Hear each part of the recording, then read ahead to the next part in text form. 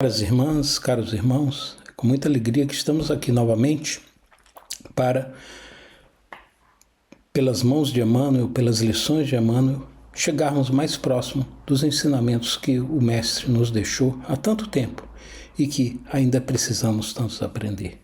É uma grande alegria e para começarmos nosso estudo de hoje, assim como em todas as nossos encontros, vamos fazer uma leitura de harmonização para em seguida fazermos nossa prece. A leitura de hoje vem da lição 30 do livro Agenda Cristã, escrito por Chico Xavier, pelo Espírito André Luiz, e a lição se chama Respostas à Pressa. Evite a impaciência, você já viveu séculos incontáveis e está diante de milênios sem fim. Guarde a calma. Fuja, porém, à ociosidade, como quem reconhece o decisivo valor do minuto. Semeie o amor. Pense no devotamento daquele que nos ama desde o princípio. Guarde o equilíbrio. Paixões e desejos desenfreados são forças de arrasamento na criação divina. Cultive a confiança. O sol reaparecerá amanhã no horizonte e a paisagem será diferente. Intensifique o próprio esforço. Sua vida será o que você fizer dela. Estime a solidariedade. Você não poderá viver sem os outros, embora na maioria dos casos possam os outros viver sem você. Experimente a solidão. De quando em quando, Jesus esteve sozinho nos momentos cruciais de suas passagens da terra. Dê movimento construtivo às suas horas. Não converta, no entanto, a existência numa torre de Babel. Renda cultivo fiel à paz. Não se esqueça, todavia, de que você jamais viverá tranquilo sem dar paz aos que pisam em seu caminho. E com essas palavras, irmãos, nós podemos iniciar o nosso estudo de hoje com a prece que se segue. Pai amado, Jesus, Mestre querido, obrigado por todas as bênçãos que temos recebidos e pela bênção dos ensinamentos que aqui recebemos nesses instantes, que nos aproximam de suas palavras, Mestre Jesus, de seu amor, por meio dos espíritos amigos, seus trabalhadores que vieram até nós nos esclarecer e nos conclamar para os caminhos do bem e da vida. Assim, agradecidos por tudo que recebemos e por esses instantes em especial, pedimos permissão para iniciar nossos estudos de hoje dizendo graças a Deus e graças a Jesus. Que assim seja. Caros irmãos e irmãs, nossa lição de hoje do livro Palavras de Vida Eterna se chama Paz em Casa. Esse livro Palavras de Vida Eterna foi escrito por Emmanuel, pelas mãos de Chico Xavier, em 1964. E a lição de hoje, Paz em Casa, é a lição número 108 desse livro. E esse livro ele foi escrito por Emmanuel com um propósito muito específico, que ele assim diz: nós estamos aqui para procurar o sentido dos ensinamentos do Mestre com as chaves da doutrina espírita, entrelaçando atenção e pensamento sem outras credenciais que não sejam as necessidades do coração. Dessa forma, Emmanuel nos reúne aqui a fim de ouvir as palavras e as lições claras e simples do Mestre, pedindo a ele, nosso querido Mestre, que tenhamos o necessário entendimento, agora, entendimento que a gente não vem tendo há muito tempo, das lições que ele nos deixou com tanta sabedoria. Essa lição, Paz em Casa, ela está contextualizada numa passagem onde Jesus enviava seus apóstolos e seguidores na preparação do caminho da Boa Nova, lhes dando instruções práticas que os ajudassem na difícil missão em meio a pessoas que viviam sobre outro paradigma de vida, mais duro e materializado, com usos e costumes que seriam por Jesus seriamente questionados nos anos que se seguiriam da missão de Jesus. Nesse sentido, dizia Jesus a esses obreiros para não levarem nada de supérfluo, para se acautelarem no caminho, etc, etc.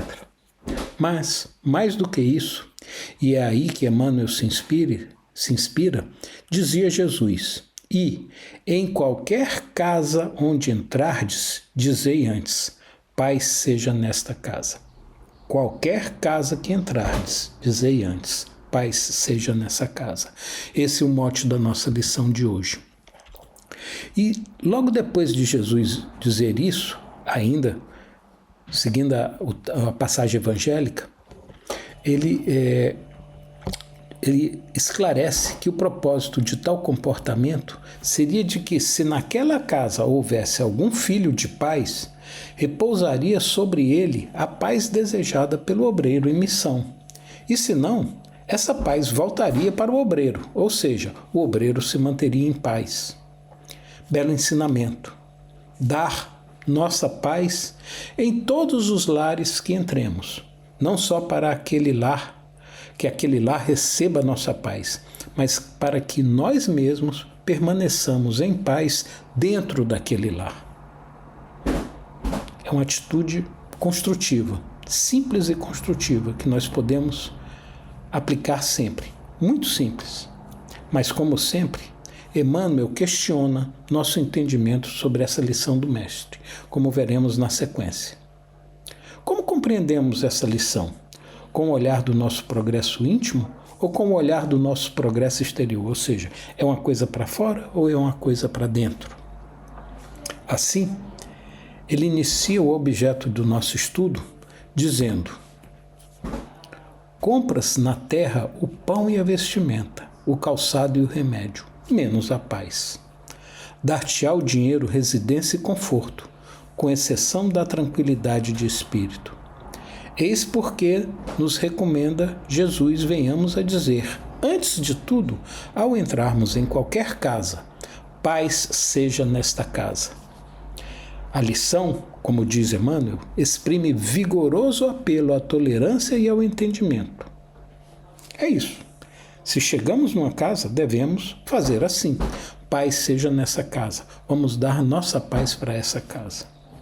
Mas Emmanuel nos lembra com clareza que Jesus falou em qualquer casa. Por isso, ele acrescenta, logo em seguida na sua lição: no limiar do ninho doméstico, unge-te de compreensão e de paciência, a fim de que não penetres o clima dos teus, aqueles que você gosta, que são na sua casa, que são sua responsabilidade, a afeição de inimigo familiar. Claro, em qualquer casa, na nossa também, com muita ênfase, Emmanuel nos explica isso. E essa lição, entrar em nossa casa em paz, ela tem tudo a ver com que vários amigos espirituais nos escreveram e nos ensinam, nos clamam, nos chamam a fazer. E começando por Joana de Ângeles, no livro Leis Morais da Vida, escrito por Divaldo, ela diz assim: a transformação do lar em célula viva do cristianismo operante constitui labor impostergável. O lar é a matriz geradora da comunidade ditosa, sobre o qual repousam os sustentáculos das nacionalidades progressistas. A família é o fulcro da maior importância para o homem. E dentro desse raciocínio que ela vem construindo, diz Joana no final: de pouco monta o esforço para ajudar a renovação do próximo, se não ensinar, fixado ao exemplo da própria modificação íntima para melhor. Ou seja, para que nós ajudemos o outro a se renovar, nos esforcemos pelo outro, nós temos que nos reformar intimamente, nós temos que nos fazer melhores. Por isso, o exercício evangélico na família, a pouco e pouco, em clima de cordialidade e simpatia, consegue neutralizar a má propaganda, as investidas violentas do crime de todo porte que se insinuam e irrompem dominadoras, tentando entrar em nossas casas de todas as formas, internet, tanta coisa.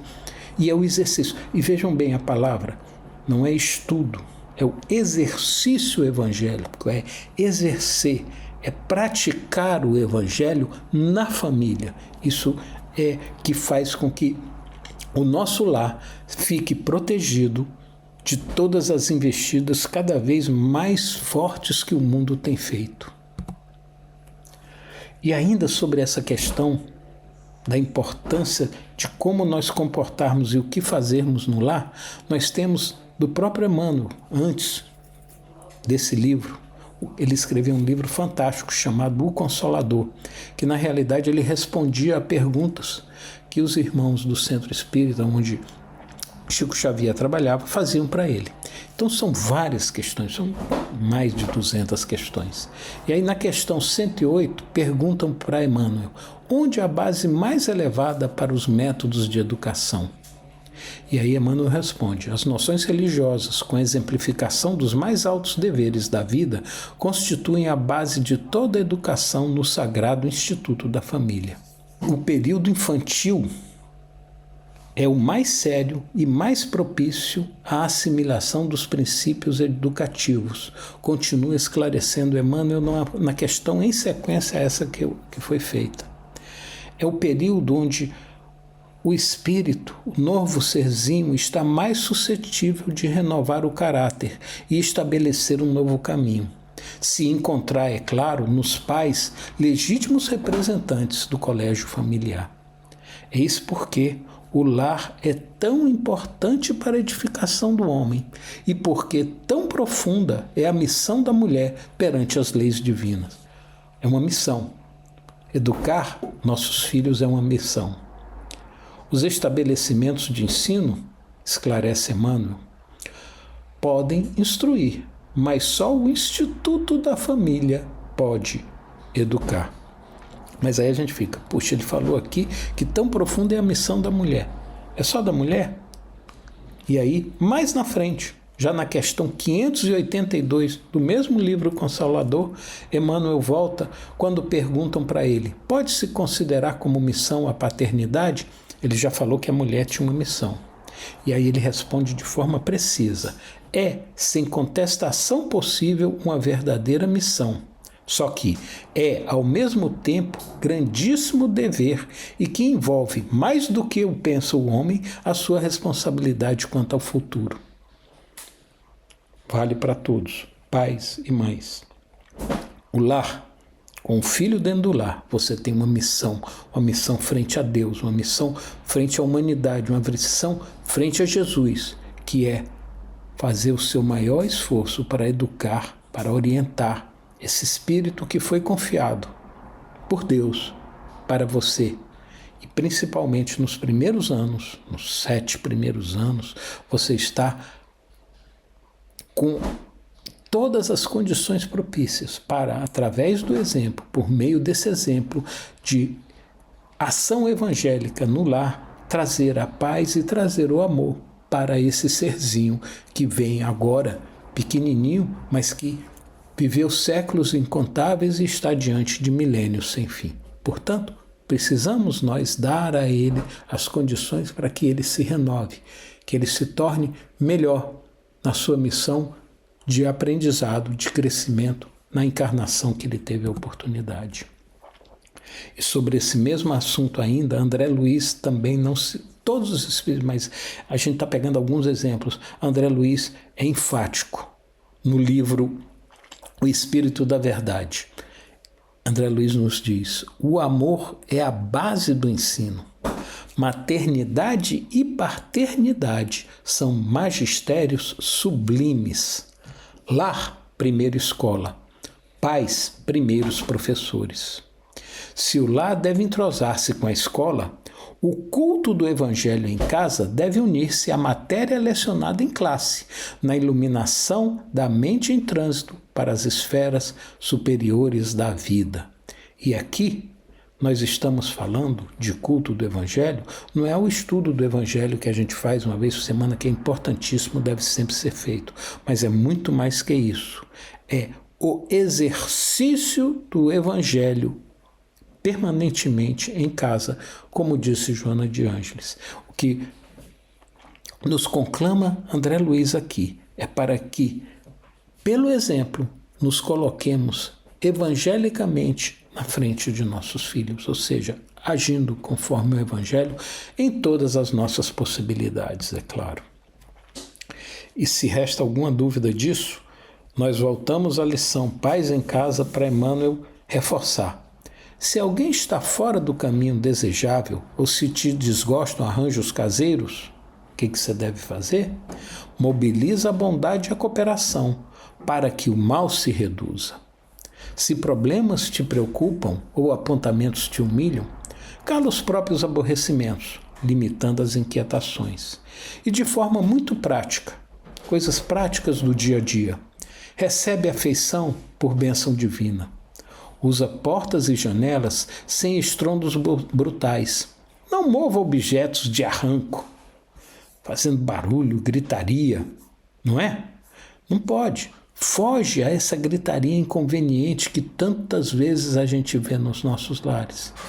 Resumindo, e simples, atende ao culto da gentileza. Sejamos gentis em nosso comportamento no lar.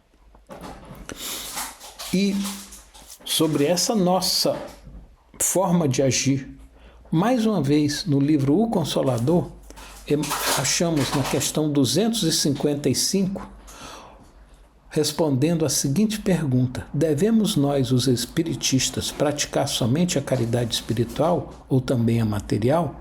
Nós vamos ver Emmanuel dizendo essa transformação, esse comportamento que parte inicialmente de nós, parte sempre de nós. Nós começamos com esse comportamento. É assim que a gente tem que ser. Não é de fora para dentro, é de dentro para fora. Ele diz o seguinte, respondendo a essa pergunta: se nós falamos de caridade somente a espiritual ou também a material, a divisa fundamental da codificação kardeciana, fora da caridade não há salvação, é bastante expressiva para que nos percamos em minuciosas considerações. Não tem o que pensar. Todo o serviço da caridade desinteressada é reforço divino. Todo. O que nós fizermos. A iluminação individual, a caridade espiritual, a caridade material. Todo o serviço de caridade desinteressada é um reforço divino na obra da fraternidade humana e da redenção universal. Só que Emmanuel nos alerta. Urge, contudo, compreender a feição educativa dos postulados doutrinários, reconhecendo que o trabalho imediato dos tempos modernos, ou seja, de agora, é o da iluminação interior do homem, melhorando-se-lhe os valores do coração e da consciência. Pessoal, iluminação interna, melhorando nossos valores de coração e consciência. Como? Praticando o Evangelho. Então,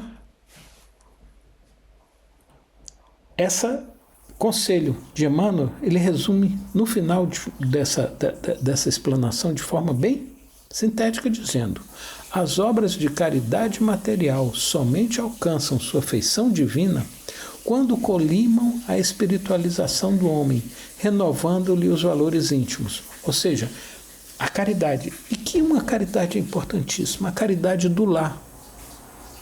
Por isso ele diz: reformada a criatura humana em Jesus, teremos na Terra uma sociedade transformada, onde o lar, tá vendo? Todo o trabalho, o lar genuinamente cristão será naturalmente o asilo de todos os que sofrem. O ponto de luz que a gente vai fazer para mudar a Terra começa no nosso trabalho no lar. É um trabalho de formiguinha, cada um de nós fazendo um trabalho no lar.